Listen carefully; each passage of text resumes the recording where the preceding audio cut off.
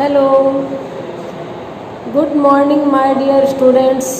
रोज़ की दिनचर्या हो गई है इस तरह आप लोगों से गुड मॉर्निंग विश करना, लेना नहीं। वन वे चल रहा सारा हमारे बीच अभी, लेकिन कोई बात नहीं, मैं फील कर लेती हूँ कि रेस्पेक्ट तो आप करते ही हैं, प्यार भी करते हैं। बच्चे कमाए हैं हमने इतने सालों में, यही एकमात्र पूंजी है, यही एक खजाना है हमारे पास। हमने कल बात की थी हिंदी में, हमारी जो किताब है बीए पार्ट फर्स्ट के सेकंड पेपर में कहानियों की, उस पर, और उनमें भी जो हमारा दूसरा लेसन है, लेसन में पहला भी पढ़ाऊँगी, लेकिन मेरी कोशिश ये है कि कॉलेज खुले तब पढ़ाऊँगी पहला लेसन, क्योंकि उसकी लैंग्वेज आपके लिए टफ है। कंटेंट भी बड़ा इजी सा, बड़ा साधारण सा होते हुए भी बड़ा दिव्य और अलौकिक कुछ है उस पाठ में, जो मैं चाहूँगी कि जब हम लोग सामने हों एक दूसरे के तब बात करें। और दूसरी जो हमारी कहानी हमारी किताब की, वो है मंत्र कहानी प्रेमचंद की। तो प्रेमचंद के बारे में अलग से एक वीडियो डालूँगी मैं, लेकिन कल के चैप्टर में बिल्कुल जस्ट कल जो मेरा वीडियो था उसमें मैंने बताया था कि प्रेमचंद हिंदी कहानी और उपन्यास के लिए बिल्कुल अनिवार्य है। यहाँ तक कि हिंदी उपन्यास और कहानियों का जब हम वर्गीकरण करते हैं, काल विभाजन करते हैं, तो प्रेमचंद ही केंद्र बिंदु होते हैं। सेंटर में प्रेमचंद को रख कर बात करते हैं। जैसे पूर्व प्रेमचंद युग, प्रेमचंद युग, प्रेमचंदोत्तर युग और स्वातंत्र्योत्तर युग। प्रेमचंद के पहले, प्रेमचंद के टाइम में, प्रेमचंद के बाद क्या स्थिति थी कहानी और उपन्यास की, तो आप समझ सकते हैं वो कितने इम्पोर्टेंट थे। प्रेमचंद का ओरिजिनल नाम धनपत राय था। 1880 में बनारस के पास लम्ही नामक गांव में उनका जन्म हुआ था। 1936 में उनका देहांत हुआ था। प्रेमचंद ने लगभग 300 कहानियाँ लिखी, जो मानसरोवर के नाम से 8 भागों में छपी। असली नाम धनपत राय था, लेकिन नवाब राय के नाम से वो उर्दू में लिखते थे। अपने ज़माने के बहुत पढ़े लिखे राइटर, बहुत गरीबी में, अभाव में दिन काटा, लेकिन इसके बावजूद उन्होंने मैट्रिक की परीक्षा भी पास की और जॉब करते करते नौकरी के साथ में अंग्रेज सरकार में डिप्टी इंस्पेक्टर एजुकेशन डिपार्टमेंट में वो लगे और उन्होंने बीए की परीक्षा भी पास की। 1907 में उनका कहानी संकलन सोजे वतन राष्ट्रवादी भावनाओं के कारण अंग्रेजों ने जब्त कर लिया, और उनको डाउट हो गया कि शायद ये धनपत राय ने, नवाब राय ने लिखा होगा, तो इन्होंने अपना नाम और लैंग्वेज दोनों बदल दी किसी मित्र के कहने पर। मैं कई बार बोलती हूँ, गनीमत अंग्रेजों ने इनका वो कहानी संग्रह जब्त कर लिया तो हिंदी को प्रेमचंद मिले, वरना उर्दू को तो नवाब राय मिल गए थे। हिंदी को बहुत लेट वो तरक्की और प्रगति मिलती। आज हम उनकी कहानी हमारी क्लास में जो चलती है मंत्र कहानी, उसके बारे में बात करेंगे। कल हमने मंत्र कहानी के ही बारे में बात की थी, उसी के आगे का मैं आपको बता रही हूँ। ये जो मंत्र शीर्षक कहानी है, इसके नाम से इन्होंने इस शीर्षक से 2 कहानियाँ लिखी हैं। प्रस्तुत कहानी प्रेमचंद की एक मार्मिक कहानी है, इसका पूरा चित्रण मैं कर चुकी हूँ। अब मैं कहानी का पठन शुरू करती हूँ, पढ़ाना शुरू करती हूँ, और आप सुनेंगे ध्यान से। और मेरी तो ये आपको गुजारिश समझिए या निर्देश समझिए कि आप किताब खरीद लीजिए, और जब वीडियो सुने तो आप किताब लेकर बैठिए या पहले से कहानी पढ़िए। आपको डबल फ़ायदा होगा। आपने कहानी पहले से पढ़ रखी है, तो जब मैं पढ़ा रही हूँ तो आप समझ जाएंगे कि मैं क्या करा रही हूँ। आप किताब खरीद लीजिए। बाकी की 4 किताबें आपको कॉलेज से मिलेंगी। लिटरेचर की किताब आपको खुद परचेस करनी होगी, क्योंकि जल्दी जल्दी बदलती है और तुलनात्मक रूप से हिस्ट्री, पॉलिटिकल, ज्योग्राफी वगैरह की किताबों से सस्ती होती है। कहानी शुरू करती हूँ मैं। संध्या का समय था। डॉक्टर चड्ढा गोल्फ खेलने के लिए तैयार हो रहे थे। मोटर द्वार के सामने खड़ी ही थी कि 2 कहार एक डोली लिए आते दिखाई दिए। डोली के पीछे एक बूढ़ा लाठी टेकता चला आता था। डोली औषधालय के सामने आकर रुक गई। बूढ़े ने धीरे धीरे आकर द्वार पर पड़ी हुई चिक से झांका। ऐसी साफ सुथरी जमीन पर पैर रखते हुए भय हो रहा था कि कोई भुड़क न बैठे। डॉक्टर साहब को देखकर भी उसे कुछ कहने का साहस नहीं है। डॉक्टर चड्ढा का क्लिनिक है, बहुत ही साफ सुथरा क्लिनिक है। कमरे के बाहर चिक यानी बेत की चटाई वाली जो पर्दा होता है चटाई का, वो लगा हुआ था। चटाई हम नीचे बिछाते हैं, वो चटाइयाँ यहाँ राजस्थान में उपलब्ध नहीं है, लेकिन बिहार में बहुत मिलती हैं। वो सरकंडे से या बहुत जो पतली नरम घास होती है जिसको बुना जा सके, गूथा जा सके, उससे वो बनेगी और उसको पर्दे के रूप में काम में लिया जाता है और उसको चटाई के रूप में काम में लिया जाता है। डॉक्टर चड्ढा के गोल्फ खेलने का टाइम था शाम को, शाम का टाइम है। डॉक्टर चड्ढा ज़रूर खेलने जाते हैं, नियम के पाबंद है। उस समय उनके दरवाजे पे एक कहार डोली लेकर आया। गरीब व्यक्ति के पास गाड़ी नहीं थी, एक डोली जो आदमी खुद अपने कंधे पर उठाता है वो रुकी उनके दरवाजे पर। डोली पे के पीछे पीछे लाठी टेकते हुए एक बूढ़ा आदमी आ रहा था। डोली रुक गई औषधालय के सामने आके। बूढ़े ने चीख हटाई। डोली में बूढ़े का बीमार बच्चा था लेटा हुआ, उसको वो दिखाना चाह रहा था डॉक्टर चड्ढा को। अब देखिए इतना गरीब आदमी था कि डॉक्टर के, अब वो नंगा पैर, उसके मिट्टी लगी हुई, और डॉक्टर एकदम उस जमाने में बड़ा डॉक्टर, उसके तो फर्श पे पैर रखते हुए भी उसको डर लग रहा था कि आप देखिए कि एक आदमी के पैर, जिंदा पैर, मुर्दा ज़मीन से ज़्यादा महत्वपूर्ण नहीं है। मुर्दा ज़मीन जिंदा आदमी के पैर से ज़्यादा बड़ी चीज़ हो गई, ज़्यादा कीमती हो गई। ये पूंजीवाद का विद्रूप चेहरा है। बूढ़े को बड़ा डर लगा कि मैं इस साफ सुथरे घर में अपने गंदे पैर रखूँगा तो कोई डांट ना बैठे। डॉक्टर साहब सामने खड़े, भव्य मूर्ति, दिव्य मूर्ति, लेकिन कहने की हिम्मत नहीं हुई कि वो यहाँ क्यों आया है।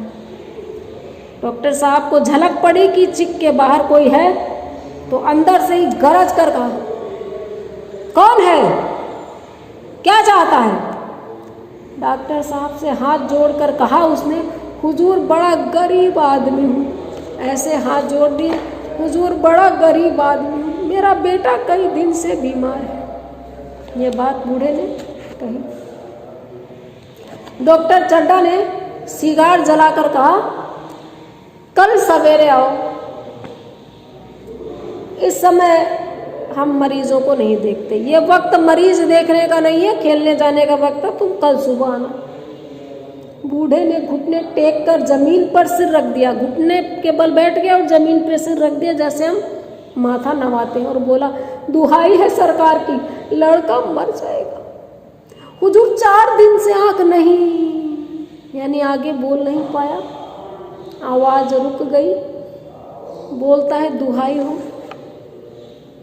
माफी हो, दया हो, बहुत बीमार है लड़का, मर जाएगा।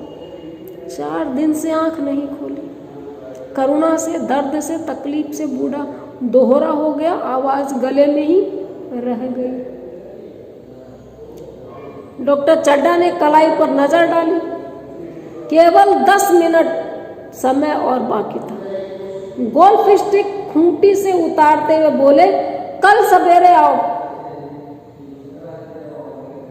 कल सवेरे, यह हमारे खेलने का समय। गोल्फ स्टिक उतारी और सख्त लहजे में कहा कि कल सुबह आना, देख लेंगे। जैसे मृत्यु हुक्म की तामील करेगी, जैसे बीमारी डॉक्टर साहब की ताबेदार है। कह दिया कि कल सुबह आना, ये मेरे खेलने जाने का वक्त है। बूढ़े ने पगड़ी उतार कर चौखट पर रख दी और रोकर बोला, हुजूर एक निगाह देख ले। पगड़ी उतारी, जो पगड़ गांठ गट्ठर छोटा सा कपड़ा जो लपेट रखा था, और बोला, एक नजर देख ले, बस एक निगाह, एक हल्का सा। डॉक्टर पे इतना यकीन है कि ये डॉक्टर का हाथ बहुत मशहूर है, इस डॉक्टर का मरीज मरता नहीं है जल्दी, लड़का हाथ से चला जाएगा हुजूर। 7 लड़कों में यही एक बचा है हुजूर, हम दोनों आदमी रो रो कर मर जाएंगे सरकार। बूढ़ा लगभग आंखों में आंसू ले आया कि हम दोनों आदमी यानी पति पत्नी मर जाएंगे रो रो कर। 7 बच्चों में इकलौता बचा है।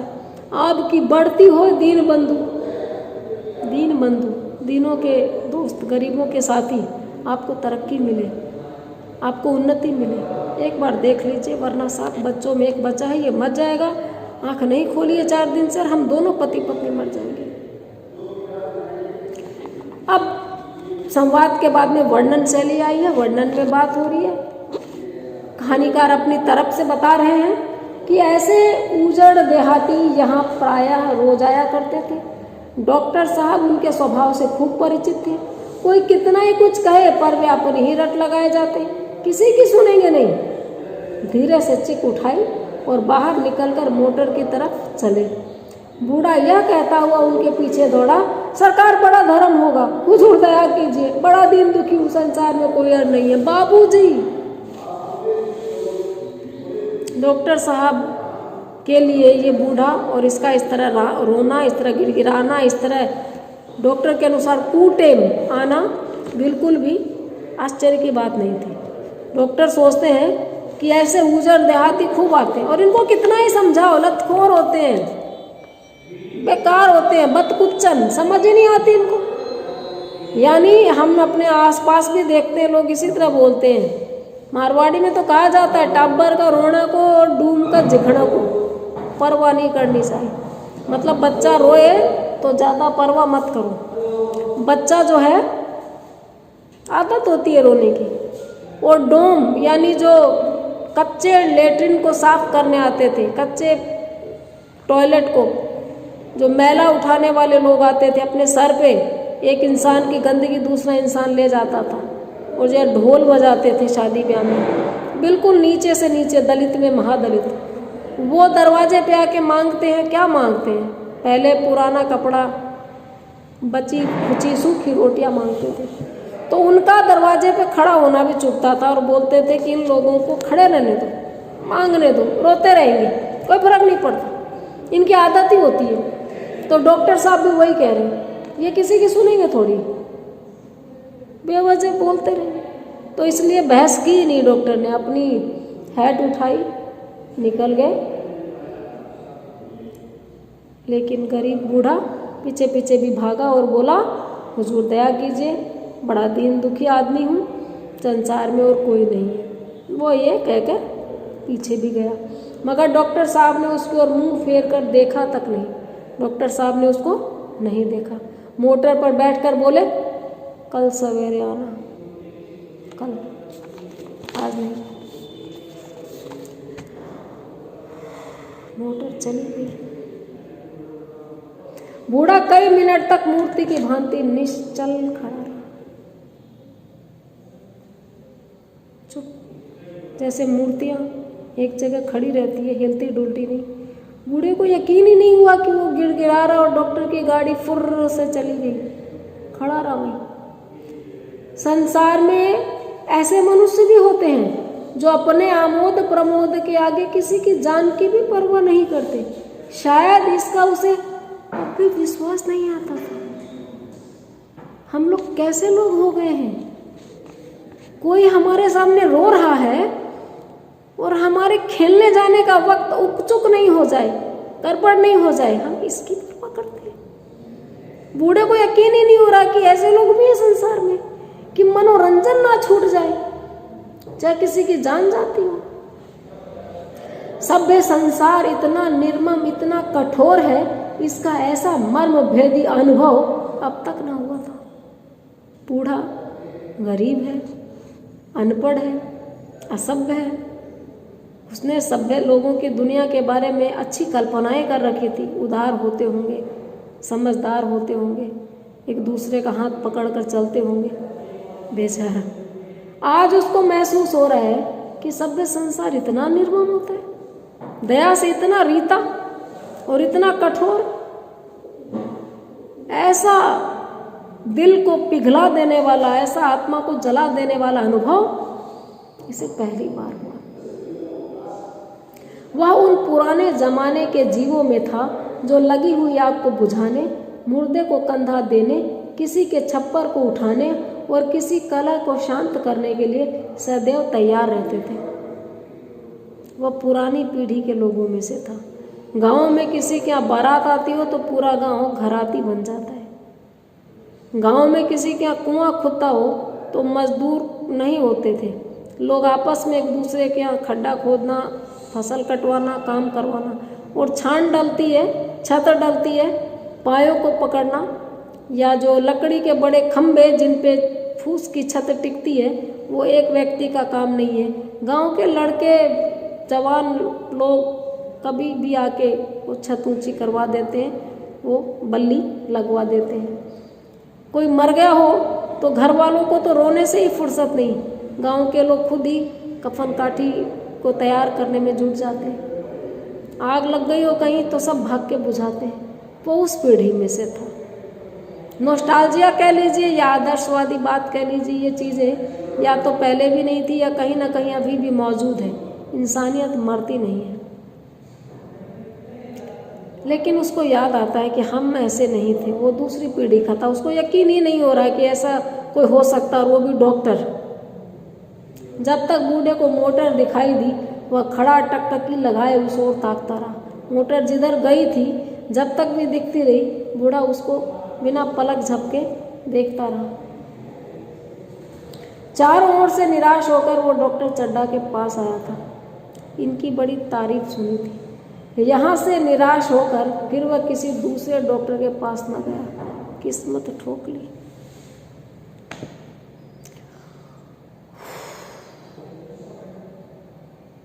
ऐसा आदमी था वो। सोच रहा था क्या पता मुझे खड़ा देखकर मिरर में से मैं दिख जाऊं और डॉक्टर गाड़ी मोड़ ले। क्या पता गाड़ी वापस आ जाए, डॉक्टर साहब बच्चे को 1 मिनट के लिए छू कर देख ले। ये आशा थी तो वो खड़ा रहा। लेकिन जब मोटर धूमिल हो गई, दिखनी बंद हो गई, कहारों से कहा उठाओ भैया, ले चलो वापस। डोली जिधर से आई थी उधर चली गई। बच्चे को जिस दिशा से लाया था उसी दिशा में ले गया। चारों ओर से निराश होकर आया था वो डॉक्टर चड्ढा के पास। बहुत तारीफ सुनी थी डॉक्टर चड्ढा की। यहाँ से निराश होने के बाद में फिर किसी दूसरे डॉक्टर के पास जाने की उसकी हिम्मत ही नहीं हुई। 1 नंबर के डॉक्टर ने जब लौटा दिया तो किसी और के पास जाने की जरा भी इच्छा नहीं। बस किस्मत ठोक ली। लिखा ही नहीं था ये लड़का भी। उसी रात उसका हंसता खेलता 7 साल का बालक अपनी बाल लीला समाप्त करके इस संसार से सिधार गया। उसी रात चला गया वो बच्चा। बूढ़े माँ बाप के जीवन का यही एक आधार था। बूढ़े माँ बाप के पास क्या होता है? उसकी औलाद, उसकी संतान, उस पर भी लड़का। समाज में लड़के की एक अलग ही वैल्यू है। और इतने बेटों के बाद एक अकेला बचा था, वो भी मर गया। एक रात नहीं निकाली डॉक्टर चड्ढा के यहाँ से लौटने के बाद। इसी का मुंह देखकर जीते थे दोनों। इस दीपक के बुझते ही जीवन की अंधेरी रात भाए भाए करने लगी। बच्चे को दीपक कहा है। वो दीपक जैसे ही बुझ गया, इनके अंधेरे जीवन में रात ऐसी सूनी और बड़ी होने लगी, भाए भाए खाली खाली। बुढ़ापे की विशाल ममता टूटे हृदय से निकलकर अंधकार आर्त स्वर से रोने लगी। ये बुढ़ापे की ममता थी। अंधे की लकड़ी, डूबते को तिनका, एक ही सहारा। दोनों जीवन को ही अंधकार समझ बैठे और रात ही भी उनके साथ स्वर मिलाकर आर्त स्वर में रोने लगी, दुखी होकर रोने लगी। यहाँ से कहानी एक दूसरा मोड़ लेती है। अब बूढ़े को काफ़ी टाइम बाद दिखाएंगे। अब डॉक्टर चड्ढा की फैमिली की तरफ कहानी हमें लेके चलती है। कई साल गुजर गए। डॉक्टर चड्ढा ने खूब यश और धन कमाया, लेकिन इसके साथ ही अपने स्वास्थ्य की रक्षा भी की, जो एक असाधारण बात थी। यह उनके नियमित जीवन का आशीर्वाद था कि 50 वर्ष की अवस्था में उनकी चुस्ती फुर्ती युवकों को भी लज्जित करती थी। उनके हर एक काम का समय नियत था। इस नियम से वह जौ भर भी न टलते थे। बहुधा लोग स्वास्थ्य के नियमों का पालन उस समय करते हैं जब रोगी हो जाते हैं। डॉक्टर चड्ढा उपचार और संयम का रहस्य खूब समझते थे। उनकी संतान संख्या भी इसी नियम के अधीन थी। उनके केवल 2 बच्चे हुए, एक लड़का और एक लड़की। तीसरी संतान न हुई, इसीलिए श्रीमती चड्ढा भी अभी जवान मालूम होती थी। लड़की का तो विवाह हो गया। लड़का कॉलेज में पढ़ता था। वही माता पिता के जीवन का आधार था। शील और विनय का पुतला, बड़ा ही रसिक, बड़ा ही उदार, विद्यालय का गौरव, युवक समाज की शोभा, मुखमंडल से तेज की छटा सी निकलती थी। आज उसकी 20वीं सालगिरह थी। डॉक्टर चड्ढा के व्यक्तिगत जीवन, घरेलू जीवन पर इस गद्यांश में चर्चा हो रही है। उस घटना को कई साल गुजर गए। डॉक्टर चड्ढा ने बहुत नाम और यश कमाया, मरीज बहुत ठीक किए, उनके हाथ से लापरवाही नहीं होती थी, मौत नहीं होती थी। धन इतना कमाया, लेकिन इसके साथ ही एक खास बात है कि भागदौड़ भरी जिंदगी में लोग स्वास्थ्य गंवा देते हैं, ऐसा डॉक्टर चड्ढा के साथ नहीं हुआ। जितना धन और यश कमाया उतने ही उन्होंने अपने स्वास्थ्य की देखभाल भी की। यह एक असाधारण बात है। उनके जीवन का नियमित जो ढर्रा था उसी का चमत्कार था कि 50 साल की उम्र में उनकी जो चुस्ती फुर्ती थी वो युवा लोगों को भी लज्जित कर देती थी। उनके हर काम का टाइम फिक्स था। जब उनको वॉकिंग करनी है तो वॉकिंग ही करनी है, जब उनको ब्रेकफास्ट करना है तो ब्रेकफास्ट ही करना है। मरीज देखने का टाइम नियत था, उसके बाद जब उनको खेलने जाना है तो खेलने ही जाना है। इस नियम से वह जौ भर भी नहीं टलते थे। बहुधा लोग स्वास्थ्य के नियमों का पालन उस समय करते हैं जब रोगी हो जाते हैं। अधिकतर लोग जब बीमार हो जाते हैं तो स्वास्थ्य के नियमों का पालन करते हैं। लेकिन डॉक्टर चड्ढा मानते थे कि prevention is better than cure, इलाज से परहेज बेहतर है। बीमार होने का कोई कारण ही नहीं छोड़ते थे वो। उपचार और संयम का मतलब और रहस्य और उसका कारगर हिस्सा जिंदगी में खूब समझते थे। और उनकी संतान संख्या भी इसी नियम के अधीन थी। उनके 2 बच्चे भी, एक लड़का हुआ एक लड़की हुई, और तीसरी बच्ची नहीं हुई। इसलिए श्रीमती चड्ढा भी जवान मालूम होती थी। यह लाइन पढ़ने में बहुत लोगों को फुहड़ लग सकती है, अश्लील लग सकती है, लोग इस पे हंस देते हैं, लेकिन फैक्ट बात यही है कि बच्चे पैदा करना इज नॉट अ जॉक। संसार में एक नए जीवन को लाना एक बहुत बड़ी जिम्मेदारी है। न सिर्फ कंसीव करना होता है, न सिर्फ 9 माह गर्भ में रखना होता है, बल्कि उसके बाद उसका लालन पालन करना, उसको योग्य नागरिक बनाना, इसमें पेरेंट्स की, खासकर माँओं की बहुत बड़ी जिम्मेदारी तय कर दी गई है सोसाइटी में, तो वो अपनी ज़िंदगी नहीं जी पाती है। उसका इस तरीके का एक्सरसाइज का नियम नहीं चलता, उसका अपने पोषण पे, आहार पे, रूटीन पे कोई जोर नहीं चलता।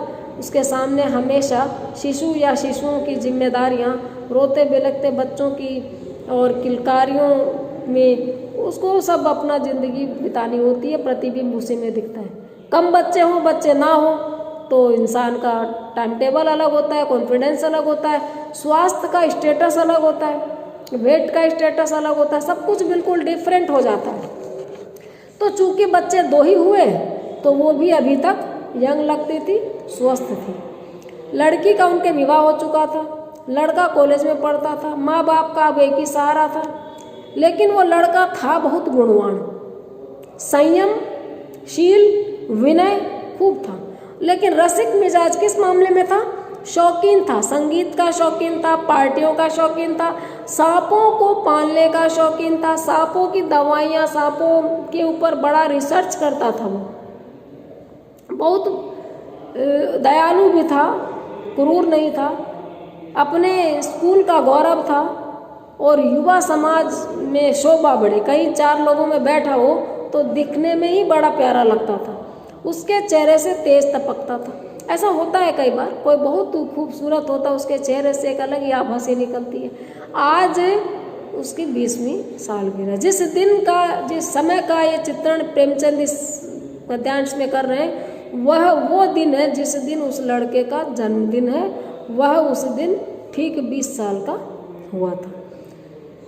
आज इतना ही करेंगे।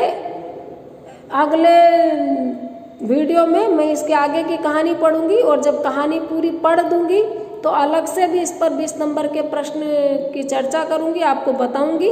आप लोग आज के इस गद्यांश को, कहानी के इतने हिस्से को ध्यान से सुनिएगा। मैं उम्मीद करती हूँ कि मैं अपने काम को आप तक ठीक से पहुँचा पा रही हूँ। मेरे लिए ये जानना ज़रूरी है, इसलिए मैं आप लोगों से एक दूसरे माध्यम से चर्चा करूंगी और आपसे जानना भी चाहूँगी, आपके रिव्यू लूँगी और क्या कमी लग रही है, क्या आपको पूछना है, उसके लिए अलग से एक ओपन सेशन रखूँगी। आज इतना ही। Thank you.